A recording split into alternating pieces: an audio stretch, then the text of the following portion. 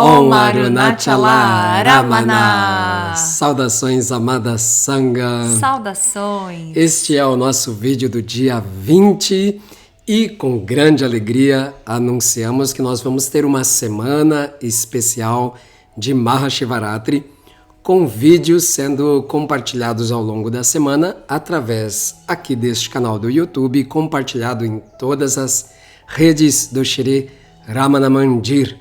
Além do que, dia 26, que é especialmente a noite de Mahashivaratri, nós retornaremos às nossas lives de leitura. Um monte de gente perguntando, a gente já vai retornar, correto, Mohini? Exatamente. A gente aguardou esse momento porque das outras vezes acabou acontecendo, não foi nada planejado, mas aconteceu que a gente iniciou um estudo em Mahashivaratri. E no Mahashivaratri seguinte a gente estava terminando, né, e começando um outro. Então acabou virando uma espécie de tradição aqui do canal, que sempre em Mahashivaratri a gente, sempre que possível, né, dá início a um novo estudo. E aí nós fizemos uma enquete com o pessoal e vocês, a maioria, né, realmente foi... Como é que foi o final? Você sabe que eu não vi direitinho. Ficou muito acirrado ali ou não? Ficou bem acirrado? Sim, ficou acirrado, mas, por exemplo, no nosso canal do Telegram, foi assim, uma vitória avassaladora para o Talks, o Conversas com Shri Ramana Maharishi. Então, é essa a obra que daremos início. Exatamente. Então, nessa semana, a gente vai já trazer para vocês, o quanto antes, já certinho, data e horário, que a gente retoma com as lives de estudo, as lives abertas de estudo. Sim, e nós temos que declarar, né, a alegria, porque no vídeo passado eu disse, vou escrever para a Satsang Editora, todos com dedinhos cruzados, e a Satsang Editora retornou, respondeu ao nosso pedido afirmativamente. Então é uma imensa alegria e a gente aproveita desde já para agradecer essa parceria maravilhosa com a Satsang Editora, que tem permitido que nós possamos fazer as leituras aqui nas lives e depois na própria noite de Mahashivaratri a gente lê a resposta deles e a gente começa. É assim, confesso, vai ser um pouco, talvez, entruncado o nosso início de leitura, porque vai ter carnaval, então, enfim, pode ser que as coisas baguncem um pouquinho, mas a gente está na pretensão de vamos iniciar no Mahashivaratri e dentro do possível aí a gente dá continuidade na leitura, tá bom? Então, segundas e quartas-feiras, às 19 horas, nós retornaremos a partir de Mahashivaratri. Com certeza, depois do carnaval, quando tudo começa de fato nesse país, a gente vai dar andamento normal com as leituras. De qualquer forma, a gente começa em Mahashivaratri já celebrando junto com vocês e lendo ali a introdução do livro, celebrando o próprio Mahashivaratri. Ok? Muito bem. E este vídeo também não é só para falar das novidades, mas também para trazer alguma questão que tenha vindo de vocês, para que possamos aqui refletir junto com vocês, ler algum apontamento que possa aclarar a mentalidade aqui, a inteligência, não só do irmão que trouxe a questão, como de todos nós. Porque certamente, a gente já disse isso algumas vezes, né? Mas acho que é sempre bom ressaltar. Às vezes você tem uma questão e essa sua questão nem é só sua, pode ser a questão de muitas pessoas. E é o caso aqui, a gente sente que a pergunta que chegou aqui para nós vai beneficiar a todos os irmãos e irmãs nesta Sangha. Vamos lá, a leitura. Amado irmão Harion, por favor, me ajude a entender o que se passa na meditação. A meditação para mim é bastante irregular. Tem períodos em que o progresso é grande e em outros períodos, como este pelo qual estou passando, parece que toda a conquista foi perdida. Isso é assim mesmo? Não é linear? Já faz vários anos que pratico a meditação formal e por isso a constatação dessa irregularidade me deixa muito intrigado. Será que estou falhando em algum ponto? Enfim, O que percebo com clareza, esta é a questão, é que a transposição de Manomaya Kosha é muito difícil. Às vezes, fico períodos longos patinando nesse Kosha e não há um avanço em direção a Anandamaya Kosha. Nessas condições em que me sinto preso em Manomaya Kosha, eu não sou tocado pelo sentimento de bem-aventurança. É isso mesmo? Gratidão. Nós é que agradecemos. Gratidão profunda. A questão é maravilhosa. A maneira como você apresenta a questão também está muito bem organizada. E eu até entendo que isso é um reflexo do seu sadhana. Então, assim, a questão aparece aqui, começa amado irmão, né? Às vezes vai para Mohini, aí é amada irmã, e às vezes vem aqui para mim. Mas vocês sabem que nós dois vamos atender a questão aqui dentro da possibilidade do que a gente sente que é importante ressaltar nos apontamentos de Bhagavan e naquilo que também é a nossa própria evidenciação, né? A forma como no nosso caminho isso se processa. Eu acredito que a grande maioria dos irmãos e irmãs que praticam a meditação já se depararam com essa sensação de que eu estou indo muito bem, a prática está fluindo e dentro de um certo momento parece que a prática dá uma travada, a travanca ali não progride, não regride, ou às vezes até a pessoa tem a sensação que ela regrediu, para depois de novo ela entrar dentro de um fluxo, correto, Mohini? Exatamente. Isso é curioso porque existe um estudo dentro da pedagogia que vai falar que todas as vezes que a gente, quando pequenos mesmo, né, bebês, crianças pequenas, sempre que a gente vai alcançar uma nova habilidade, é muito comum observar um certo retrocesso. Os pais ficam doidos, né? Eles falam, como assim? Ele não estava mais fazendo isso, agora voltou a fazer. E dali a pouco percebe-se que a criança adquire uma nova habilidade, conquista algum movimento, alguma coisa que ela antes não sabia fazer, agora ela aprendeu. Isso é chamado, inclusive, tem um nome mais moderno, né, que fala assim, é um salto quântico, né, no sentido de que você precisa fazer esse movimento, é isso, né, o salto, para você saltar, você sempre dá uma recuadinha e aí você avança. Então isso é comum, inclusive do ponto de vista da mecânica mesmo, dos movimentos, né.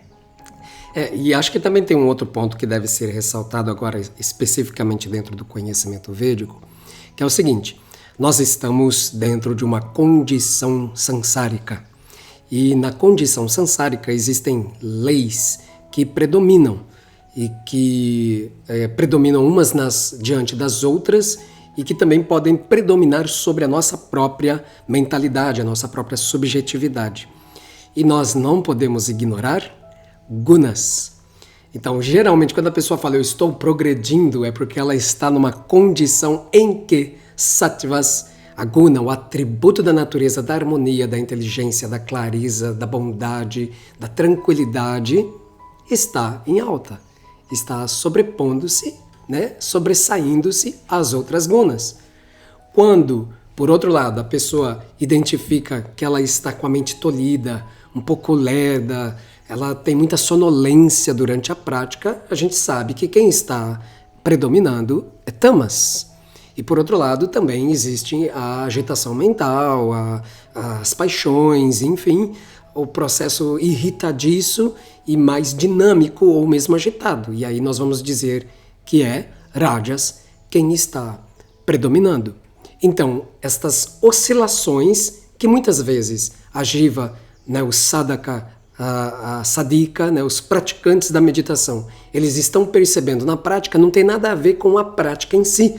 A prática só está deflagrando, tornando muito óbvio para nós esse dinamismo que acontece com as gunas ou com os atributos.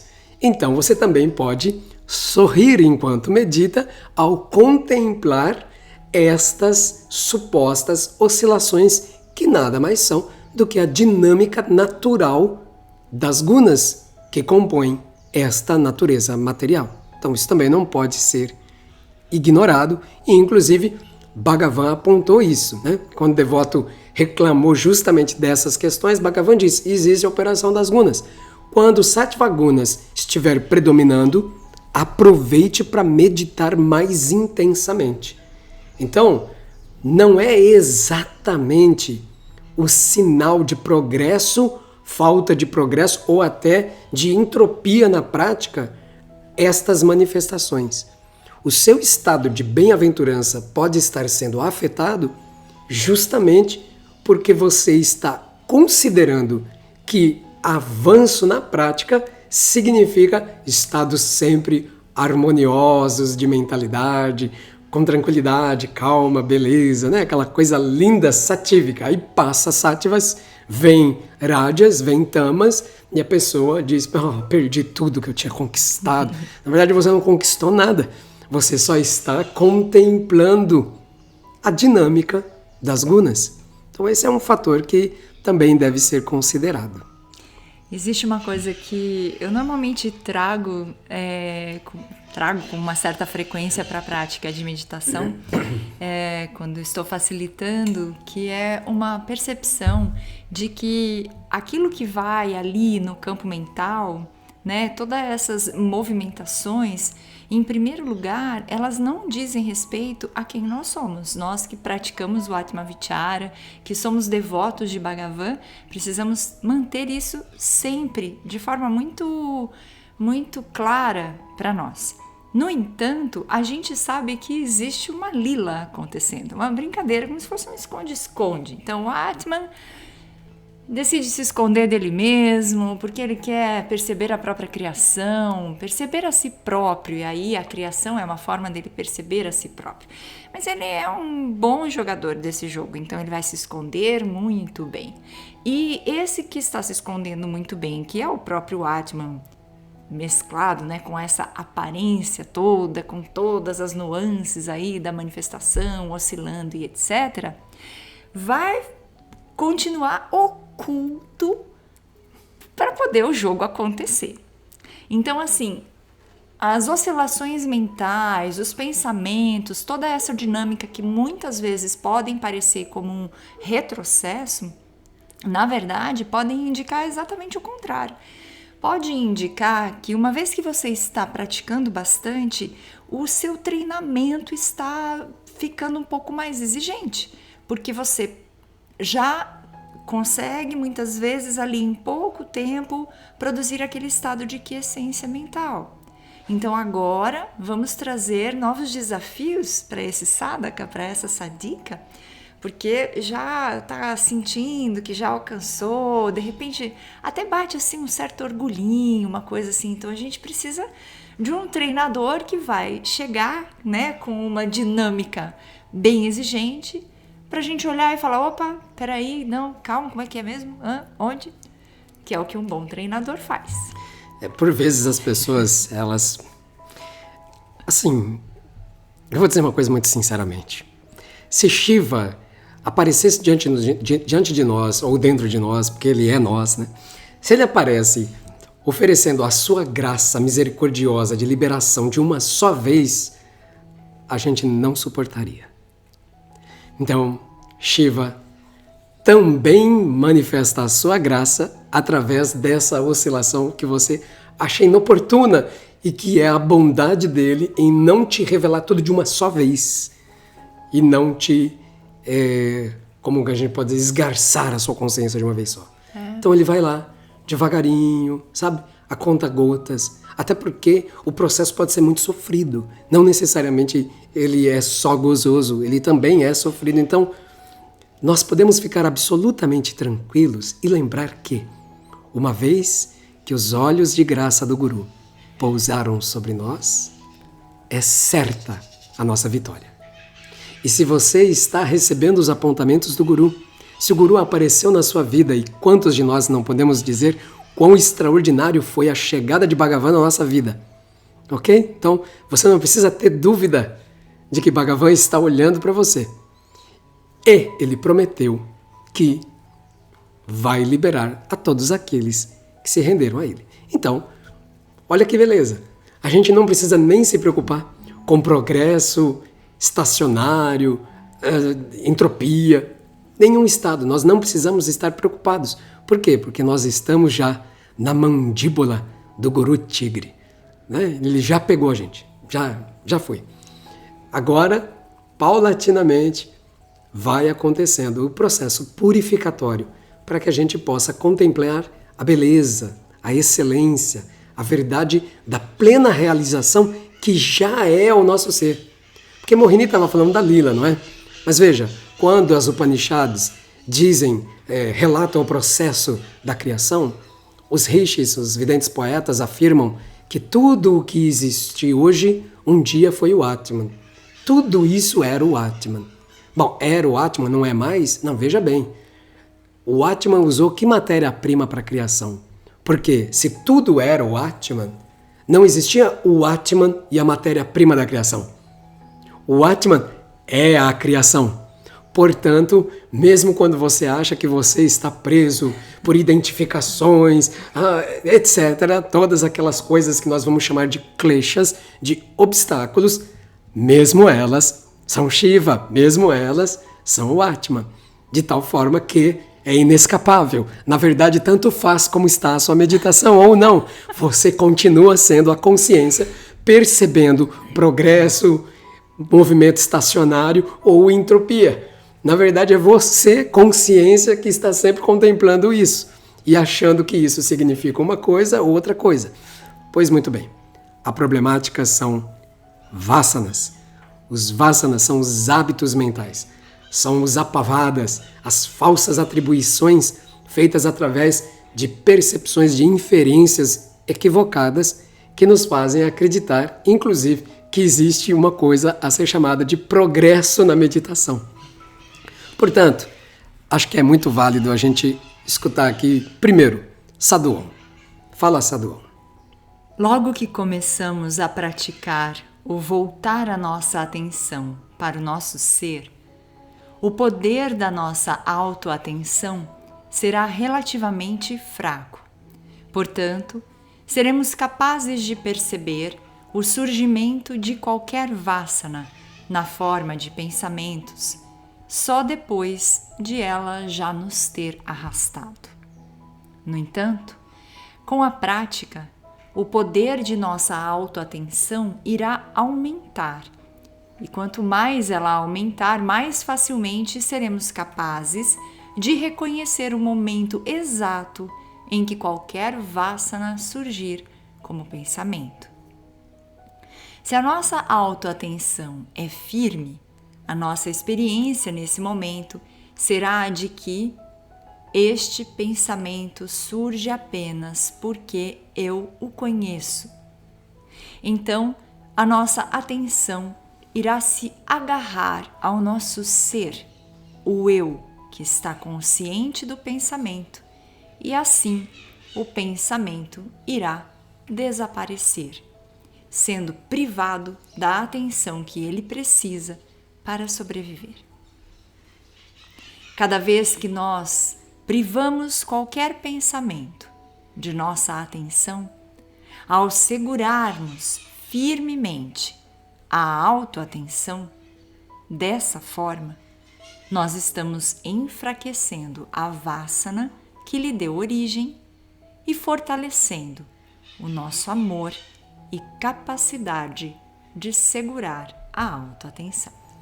Ok? Então, isso é importante porque isso não está destinado a ser observado e praticado simplesmente naquele momento da meditação formal. Esse é o ponto. Nós podemos desenvolver dhyana-siddhis, poderes de concentração. Como Morini falou, né? A gente sente aquele prazer, aquele deleite, etc. E quando você vê, você começa a acreditar que isso é o sinalizador do seu progresso. Mas o seu progresso é a capacidade de perceber o truque do pensamento antes que ele te arraste. Ok? E a gente sabe o que significa ser arrastado pelo pensamento. Quando a gente vê, meu Deus, aonde eu fui parar? Ok? Naquele momento você deveria sorrir e dizer, eu fui parar lá onde eu sempre estou aqui. Porque você não saiu de lugar nenhum. Você continua sendo a consciência conhecedora, a consciência percebedora. Isso ninguém pode roubar de você. Mas eu ainda separei mais um verso e um comentário da guirlanda nupcial de cartas de Bhagavan Ramana. Fala Bhagavaramana. Ó Arunachala, graciosamente me conceda completa união com você, para que minha mente, que é um conjunto de tendências mundanas, adquira a tendência para a perfeição. Olha, que maravilha isso. Por quê? Veja, tendência para a perfeição. Se é uma tendência, é um vasana. Do mesmo jeito que nós temos vasanas que nos levam à identificação, que nos levam às paixões, aos apegos, às aversões e etc., ao muito pensar, nós temos uma tendência a ser. Um vasana que é Shuddha Vasana. É um vasana puro. Ou seja, a tendência a permanecer como o eu, sem se elevar como uma jiva, uma alma separada, um ego individual. Então, ali, o que Sadhuon nos diz é que com a prática, com o exercício, vai se tornando cada vez mais natural. Isso vai aumentando o nosso amor ao quê? Ao ser, que é o que Bhagavan está cantando aqui, ó Arunachala.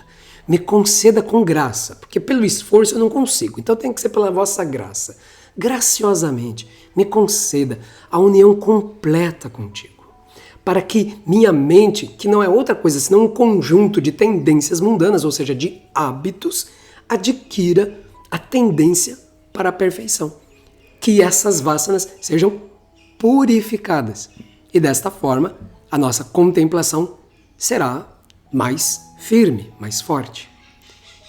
Vamos lá, mais um diálogo aqui que é muito bom. Então, certa vez, um devoto perguntou para Bhagavaramana: há mais prazer em dhyana, na meditação, do que em prazeres sensuais.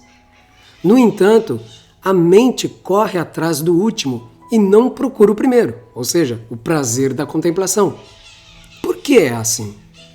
E Bhagavan respondeu: prazer ou dor são apenas aspectos da mente. Nossa natureza essencial é a felicidade. Mas esquecemos o ser e imaginamos que o corpo ou a mente são o ser. É essa identidade errada que gera miséria. O que é para ser feito? Esta vasana é muito antiga e continuou por inúmeros nascimentos passados. Por isso tornou-se forte. Isso deve preceder a natureza essencial, a saber, a felicidade é o que se afirma. Que maravilha, né? Nós temos aqui, porque veja, quando você diz eu estou progredindo e depois você diz eu estacionei, eu não estou progredindo, eu estou até regredindo, na verdade, você está olhando para o prazer e para a dor mental. Só que esses dois aspectos, é isso mesmo, eles estão sempre oscilando, essa é a vida. Quando Krishna, Arjuna reclamou disso, né, das oscilações, Krishna diz, essa é a vida material. Calor, frio, prazer, dor, sucesso, fracasso. O mundo é feito destes pares de opostos. Suporta-os. Ele não diz, olha, eu vou te ajudar, Suporta, porque é isso. Tem prarabdha karma aí para queimar, é fazer o quê? Ok? Não dá pra gente fingir que isso não existe. Porém, o sábio é aquele que nem se alegra em demasia chegando à euforia com aquilo que é bom, com o que é prazeroso, nem se entristece mortalmente com o fracasso, com aquilo que é doloroso. Pois bem, alcançar o equilíbrio dentro da prática, independente do que esteja se manifestando, é o caminho. A equanimidade é o caminho. Aliás, a gente poderia dizer que a equanimidade é tanto o caminho quanto a meta realizada. Porque o sábio realizado, o que ele é? Equânime. E o que ele usou para chegar a esse estado de equânime, né, de equanimidade? A própria equanimidade. Porque, afinal de contas, tem alguém aí dizendo que a sua meditação fracassa, que ela está progredindo ou regredindo. isso que está fazendo a ponderação, ele está qualificado, ele tem direito, ele é legitimamente um juiz de perfeita reputação que ele possa dizer que você está progredindo ou regredindo, ou seria a nossa mente, ou seria o arrâncara, o próprio ego dizendo? Então, como nós não podemos dizer se o avaliador dentro de nós é justo, é digno para tanto, nós entregamos o fardo aos pés de Bhagavan, que é a coisa mais inteligente a se fazer. Veja, Bhagavan, como eu não posso garantir que eu estou progredindo ou regredindo e não cabe a mim fazê-lo, pois o que tu me pedistes é que eu ficasse quieto, cabe somente a ti o meu progresso ou o meu fracasso. E, portanto, toma, Bhagavan, eu te entrego aos teus pés todo o meu sucesso e todo o meu fracasso. É tudo teu. Administre da forma que lhe parecer melhor. Pronto. E aí o que resta para você? Relaxe e seja você mesmo. A sua prática não precisa ser aperfeiçoada. O que precisa ser aperfeiçoado é o entendimento. Se o entendimento é aperfeiçoado, a prática será perfeita. Olha, eu ainda tinha reunido mais uns apontamentos aqui. Eu acho que vale a pena. Então, vamos ao último. Fala, Bhagavaramana. É com a mente interior que você elimina a mente externa. Você não começa a dizer que existe uma mente e eu vou matá-la, mas você procura a fonte da mente. Então você descobrirá que a mente não existe. A mente voltada para o exterior resulta em pensamentos e objetos. Virando para dentro, ela se torna o eu. Pedir à mente que a mate é como fazer do ladrão o policial. Ele irá com você e fingirá pegar o ladrão, mas nada será ganho. Portanto, você deve se voltar para dentro e ver de onde a mente se eleva, e então ela deixará de existir. Sempre que você é perturbado por pensamentos, precisa apenas se retirar para o eu. Isso não é concentração ou destruição da mente, mas a retirada para o eu.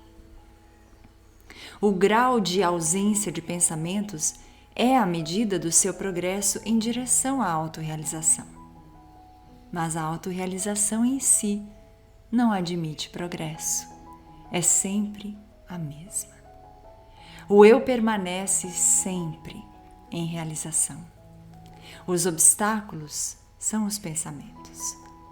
O progresso é medido pelo grau de remoção dos obstáculos à compreensão de que o eu é sempre realizado. Portanto, os pensamentos devem ser verificados, buscando a quem eles surgem. Vá para a fonte deles e eles não surgirão. Porque esse é o grande ponto.